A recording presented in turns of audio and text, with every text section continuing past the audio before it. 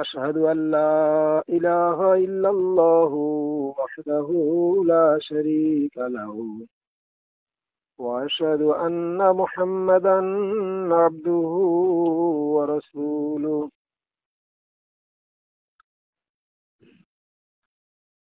আজ লাল মাহদি ইল্লা ঈসা ইবনে মারিয়ামা হাদিসটির ব্যাপারে যে বক্তব্য দিয়ে আসছিলাম, চতুর্থ পর্ব হয়ে গিয়েছিল, আজ তার পঞ্চম পর্ব।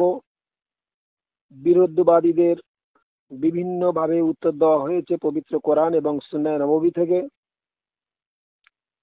আজকে সে বিষয়ে আরো বিস্তারিত আলোচনা করব পঞ্চম পর্বে। ইমাম মাহদী আলাইহিসসালাতু ওয়াসসালাম যে পৃথিবীতে আসবেন, গায়ের আহমদী মৌলবাদ মৌলবীরা বলে থাকেন যে তিনি আসবেন, শুরু থেকে বলেছিলেন আসবেন, আজও বলছেন আসবেন, ভবিষ্যতেও বলছেন আসবেন, কিন্তু এলে তাকে মানবে না, এটা স্পষ্ট হয়ে গিয়েছে। কারণ যার আসার কথা ছিল পবিত্র কোরআন এবং হাদিসে, তিনি যেহেতু এসে গেছেন, তো তাকে তো এরা মানছে না, আর আমরা মেনে নিয়েছি। কারণ তিনি যে ইমাম মাহাদি, অর্থাৎ হযরত মির্জা গোলাম আহমদ কাদিয়ানী আলাইহিসসালাতু ওয়াসসালাম যে ইমাম মাহাদি, এ বিষয়ে কোনো সন্দেহ নেই। তার যথেষ্ট প্রমাণ পবিত্র কোরআন এবং হাদিস থেকে 100% প্রমাণ দেওয়া হয়েছে, এবং পৃথিবীর বিভিন্ন ইতিহাস, বিভিন্ন ধর্মগ্রন্থ, বিভিন্ন যুক্তি এবং দলিল দিয়েও প্রমাণ দেওয়া হয়েছে। আজ এ বিষয়ের উপরে আরো যুক্তি এবং প্রমাণ দেওয়া হবে। তো তিনি যে আসবেন, আল্লাহ তাআলা বা হযরত নবী করিম সাল্লাল্লাহু আলাইহি সাল্লাম তার ভবিষ্যৎবাণী সম্পর্কে বিভিন্ন উপমা, বিভিন্ন উদাহরণ, বিভিন্ন সংকেত বর্ণনা করেছেন। তন্মধ্যে ডেট তারিখটাও বর্ণনা করা আছে। তা সত্ত্বেও আজ বিরুদ্ধবাদীরা ওই হাদিসটিকে আম পাবলিকের সামনে শোনায় না, এবং সেটাকে চেপে রাখা হয়েছে। এই যে চেপে রাখা ইতিহাস আজকের সমস্ত সর্বসাধারণের সম্মুখে তুলে ধরব। 1200 হিজরি পরে ইমাম মাহদী আলাইহিস সালাম জাহির হবেন, এবং তিনি 1400 হিজরির মুজাদ্দেদ বলে দাবি করবেন বা গণ্য হবে। সে বিষয়ে হাদিসে বর্ণিত হয়েছে। আল হাসান বিন আলী আল কুরআন থেকে তিনি হাদিসটি বর্ণনা করেছেন। আওন বিন আম্মারা থেকে তিনি হাদিস বর্ণনা করেছেন। আব্দুল্লাহ বিন আল মাসনাদ বিন সামামাতা বিন আব্দুল্লাহ থেকে, বিন আনাস থেকে তিনি হাদিসটি বর্ণনা করেছেন। তার পিতা থেকে তিনি হাদিস বর্ণনা করেছেন। তার দাদু থেকে তিনি হাদিস বর্ণনা করেছেন। আনাস বিন মালিক রাদিয়াল্লাহু তাআলা আনহু থেকে তিনি হাদিসটি বর্ণনা করেছেন। আবি কাতাদা আল আনসারী রাদিয়াল্লাহু তাআলা আনহু থেকে, এবং তিনি হাদিসটি বর্ণনা করেছেন রাসূলুল্লাহ সাল্লাল্লাহু আলাইহি ওয়াসাল্লাম থেকে। এটা হলো উক্ত হাদিসের সম্পূর্ণ সনদ।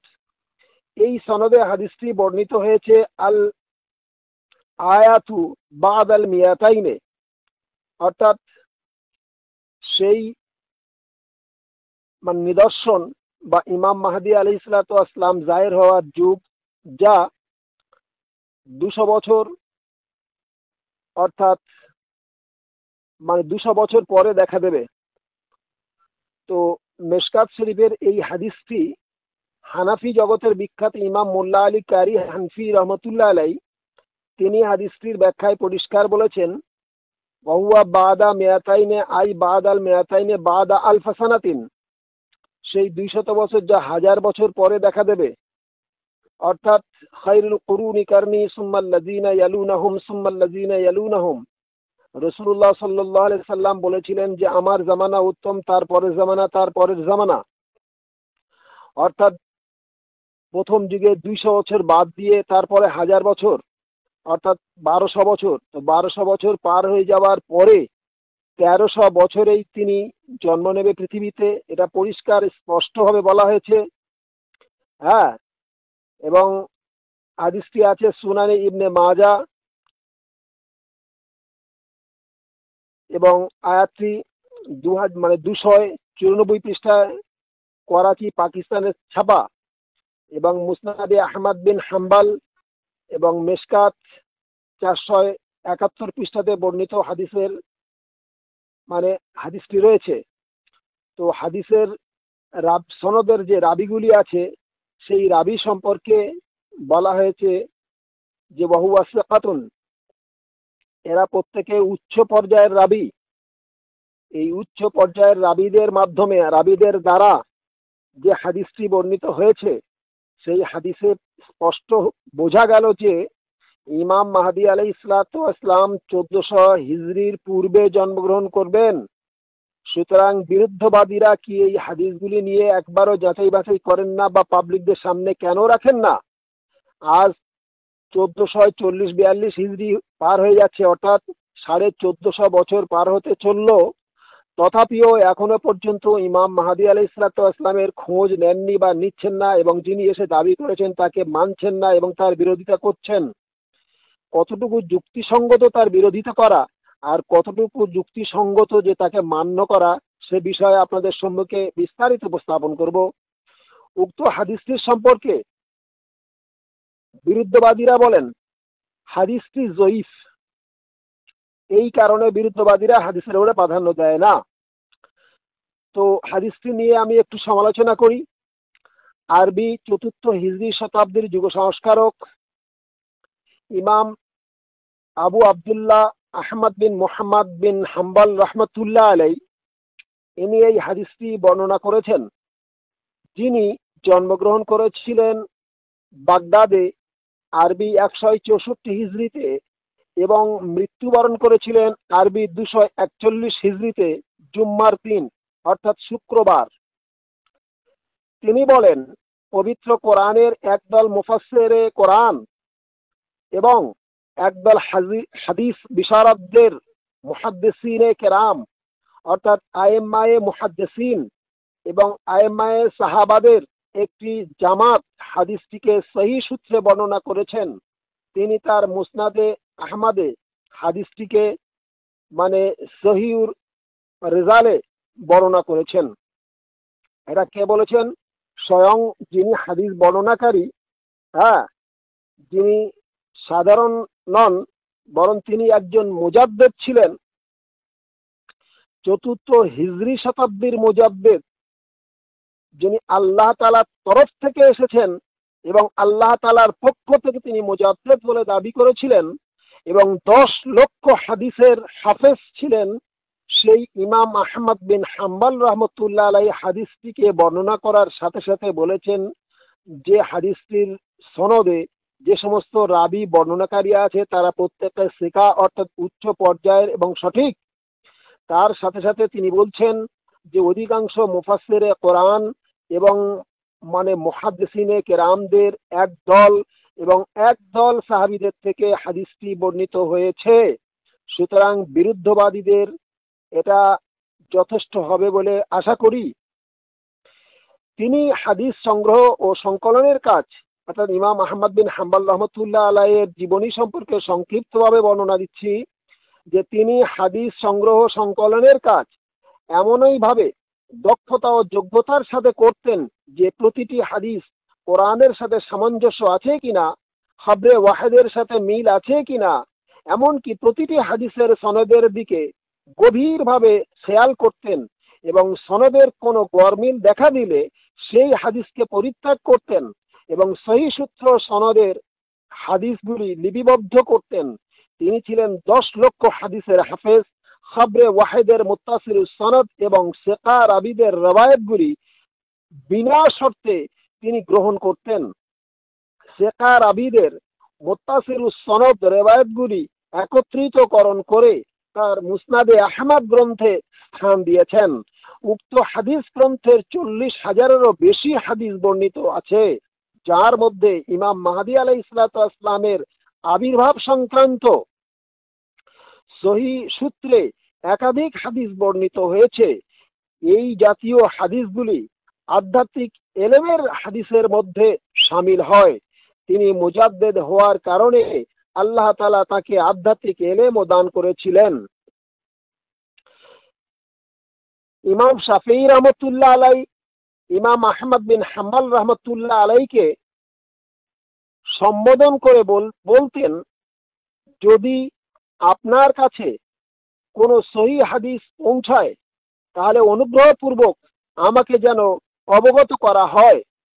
সেই হাদিসের রাবি হেজাজি অথবা শামি অথবা ইরাকি অথবা মানে ইজামাবি হোক না কেন, যে কোনো মানে দেশের রাবি হোক না কেন, যদি এই ধরনের কোনো হাদিস পাওয়া যায় তাহলে যেন ইমাম শাফি রহমতুল্লাহ আলাইকে জানানো হয় বা শেখানো হয় বা তার কাছে পৌঁছে দেওয়া হয়। এটা কে তার কাছে অনুরোধ করেছিলেন? ইমাম মানে ইদ্রিস শাফি রহমতুল্লাহ আলাই ইমাম আহমদ বিন হাম্বল রহমতুল্লাহ আলাইয়ের কাছে অনুরোধ করেছিলেন। যদি বলেন কোথায় আছে, বইটির নাম তারিখ ইবনে কাসির, 10ম খণ্ড 327 পৃষ্ঠা বক্তব্যটি লেখা আছে। ইমাম আহমদ বিন হাম্বল রহমতুল্লাহ আলাই 5 বার হজ করেছিলেন।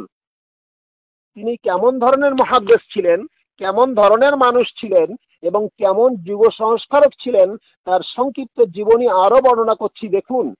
ইমাম আহমদ বিন হাম্বল রহমতুল্লাহ আলাই 5 বার হজ করেছিলেন। প্রথম হজ ছিল তার 186 হিজরিতে, দ্বিতীয় হজ 191 হিজরিতে, তৃতীয় হজ 192 হিজরিতে, চতুর্থ হজ 197 হিজরিতে এবং পঞ্চম হজ ছিল 198 হিজরিতে। যদি বলেন কোথায় লেখা আছে, বইটির নাম তারিখ ইবনে কাসির, 10ম খণ্ড 326 পৃষ্ঠাতে। সুতরাং তিনি মানে আল হজ, ইমামুল মুহাদ্দিসিন, হ্যাঁ, এবং তিনি মুজাদ্দিদ ইমাম আহমদ বিন হাম্বল রহমতুল্লাহ আলাই ইমাম মাহদি আলাইহিস সালাতু ওয়াস সালামের আবির্ভাব সংক্রান্ত যে হাদিস, একাধিক হাদিস তার গ্রন্থে বর্ণনা করেছেন। তার মধ্যে যে এটিও একটি হাদিস যে তিনি সেই 200 বছর পরে আসবে, অর্থাৎ যা 1000 বছর মানে 200 আর 1200 বছর পরে দেখা দেবে, এই হাদিসটি তার গ্রন্থে বর্ণিত হয়েছে। ইমাম শাফি রহমতুল্লাহ আলাই বলেন,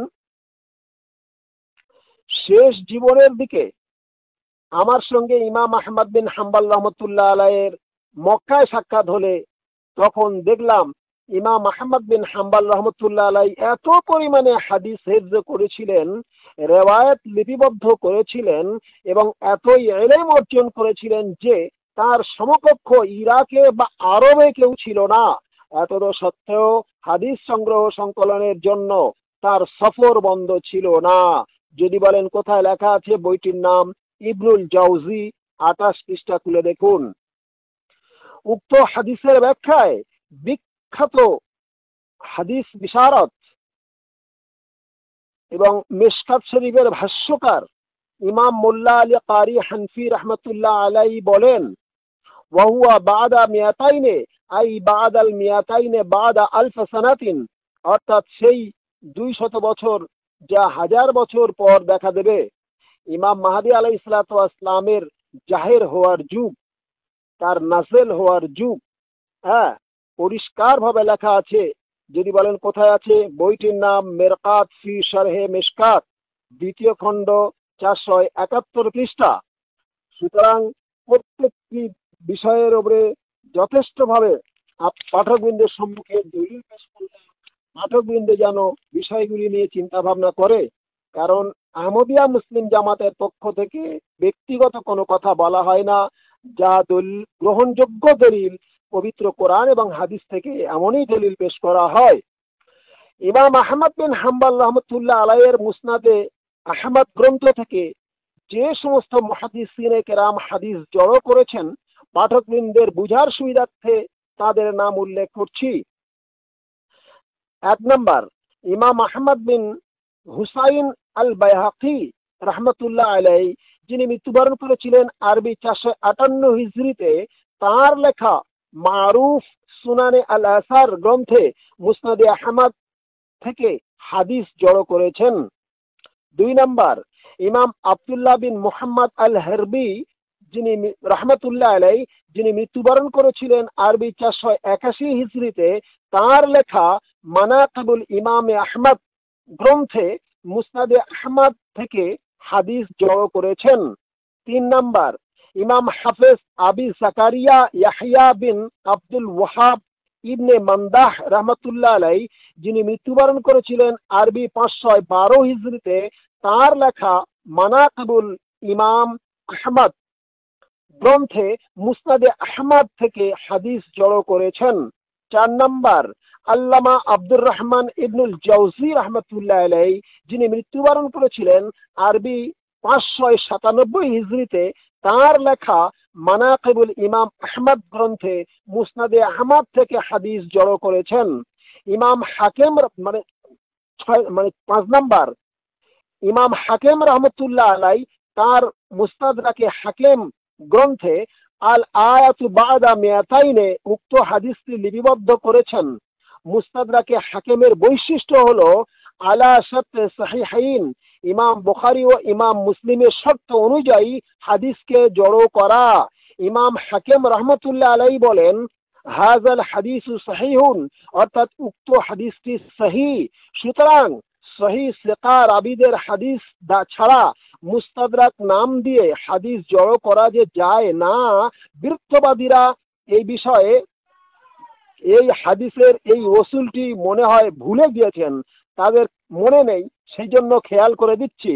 অতএব নতুন করে ওসুলে হাদিস মনে করিয়ে দেওয়ার জন্য বলছি, ইমাম সহিহাইনের শর্ত কি ও মুস্তাদরাক কাকে বলে এবং মুস্তাদরাকে ইমাম হাকিম সম্পর্কে বিস্তারিত জানানো হলো। অতএব যে আপনারা এগুলি আশা করি শুনবেন এবং প্রাধান্য দেবেন। যারা শোনার পরে মান্য করবে না, বিচার আল্লাহ তাআলার কাছে তাদের অবশ্যই হবে কিয়ামতের ময়দানে। তারা যে সকল বিরুদ্ধবাদীরা আছে আহমদিয়া জামাতের বিরুদ্ধে আশা করি কোনো কথা বলতে পারবে না, কারণ আল্লাহ তাআলা যেহেতু পবিত্র কোরআনে বলেছেন যে বাল্লিগ মা উনজিলা ইলাইকা, হে নবী তোমার কাছে যা কিছু নাযিল করেছি তা তুমি অন্যের নিকটে পৌঁছে দাও। সুতরাং ইমাম মাহদী আলাইহিস সালাতু ওয়াস সালামকে যে আল্লাহ তাআলা পাঠিয়েছিলেন ইমাম মাহদী করে এই যুগে, তিনি এসে যখন দাবি করেছেন, তিনি প্রচার করেছেন এবং তার মান্যকারীরা তার দাবি এবং তার প্রচার শোনার পরেও আমরা প্রত্যেকের কাছে পৌঁছে দিচ্ছি। বক্তব্যের মাধ্যমে যেমন পৌঁছানো হয়, ব্যক্তিগত প্রত্যেকের কাছে পৌঁছানো হয়, এবং গ্রামগঞ্জে শহরে এবং আকাশে বাতাসে জলস্থলে সর্বত্রে ইউটিউবের মাধ্যমে, হোয়াটসঅ্যাপের মাধ্যমে, টিভির মাধ্যমে, এমটি এর মাধ্যমে, মৌখিক ও জলসা বিভিন্ন দিক দিয়ে আমরা প্রচার ও প্রসার করছি এবং করেছিও, করা হয়েছেও, এবং আগামী দিনে আশা করি ইনশাল্লাহ আরো করা হবে। কারণ আল্লাহ তাআলা যেহেতু পাঠিয়েছেন, পৃথিবীর কোনো শক্তি নেই তাকে বন্ধ করা। পৃথিবীবাসী তাকে যদি মেনে না নেয় তাহলে ধ্বংস অনিবার্য।